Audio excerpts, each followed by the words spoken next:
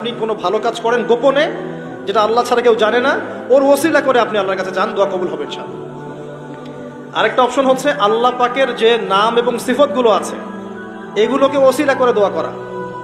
যেমন আল্লাহ তোমার রহমান নামের ওসিলায় আমি তোমার কাছে দয়া চাচ্ছি, তোমার আল গফুর নামের ওসিলায় আমি ক্ষমা চাচ্ছি, তোমার আর রাজ্জাক নামের ওসিলায় আমি রিজিক চাচ্ছি, ওয়াহাব নামের ওসিলায় আমি সন্তান চাচ্ছি ইত্যাদি। কথা কি বুঝতে পারছেন? যে নামের সাথে যে বিষয়টা যায় এটা ওসিলা করে আপনি দোয়া করলে ইনশাআল্লাহ তাআলা আপনি আপনার ফলাফল পাবেন। আর একটা সবচেয়ে বড় অস্ত্র শিখিয়ে দিচ্ছি, এটা আমি কাউকে শিখাইনি আজ পর্যন্ত, আজকেই প্রথম, এবং আমি আমার জীবনে দেখেছি এই ওসিলা করে যা চেয়েছি পাইনি এমন কোনোদিনও যায় নাই। আলহামদুলিল্লাহ, আমি সম্পূর্ণ আল্লাহ পাকের কৃতজ্ঞতা এবং শুকরিয়া আদায় করছি। এইটা ওসিলা করে আমি যা চেয়েছি আমি সারা জীবনে তাই পেয়েছি, এবং আমি বিশ্বাস করি আমি যা পেয়েছি এই বয়সে আমি যা পেয়েছি আল্লাহ পাক কোটি কোটি মানুষকে তা দেন নাই, এটা আমি বিশ্বাস করি। এই বয়সে আমি যা পেয়েছি আল্লাহ পাক আমাকে যা দিয়েছেন, যত দিয়েছেন, কোটি কোটি মানুষকে আল্লাহ পাক তা দেন নাই, আমি এমনটাই মনে করি। আমি কি শিখাই দেব সেটা?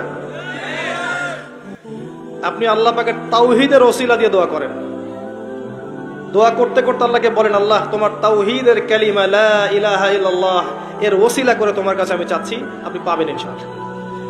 যদি আপনার রিজিক হালাল হয়, যদি আপনার আকীদায় শিরক না থাকে, যদি আপনার আমলে বেদাত না থাকে, ইনশাআল্লাহ পাবেন।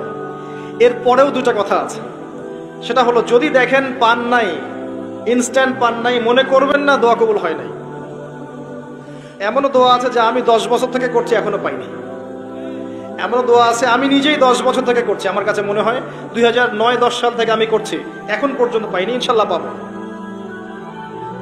তো ইনস্ট্যান্ট সব পেতে হবে এমন নয়। যদি দেখেন পান নাই, তার মানে তিনটা বিষয় ঘটেছে। একটা, বান্দা দোয়া করেছে, সাথে সাথে কবুল করা হয়নি, আপনাকে এটা উপযুক্ত সময় দেয়া হবে ইনশাআল্লাহ। 2 নাম্বার, এই যে আপনি আল্লাহর কাছে চেয়েছেন এর ওসিলায় আল্লাহ পাক আপনার আমল, আপনার তাকদীর থেকে কোনো বিপদ আপদ সরিয়ে দিয়েছেন, আপনি বুঝতে পারেননি। আপনি দোয়া করেছেন, হয়তো মনে হচ্ছে আপনি পান নাই, কিন্তু এর ওসিলায় আল্লাহ পাক আপনার তাকদীর থেকে কোনো বিপদকে মিটিয়ে দিয়েছেন, আপনি বুঝতে পারেননি। আরেকটা হচ্ছে দুটার কোনোটাই হয়নি, পরকালে কিয়ামতের মাঠে আল্লাহ আপনাকে দিবেন জন্য জমা রেখেছেন।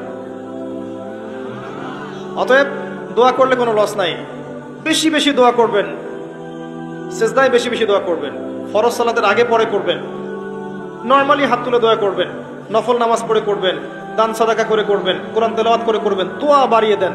আত্মশুদ্ধির কথা আমরা যে বলি না, কয়েকটা বিষয় জড়িত।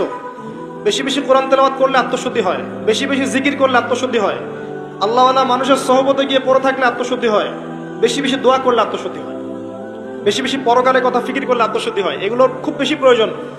আত্মশুদ্ধি না থাকলে আমরা আগামীতে পথ চলতে পারবো না।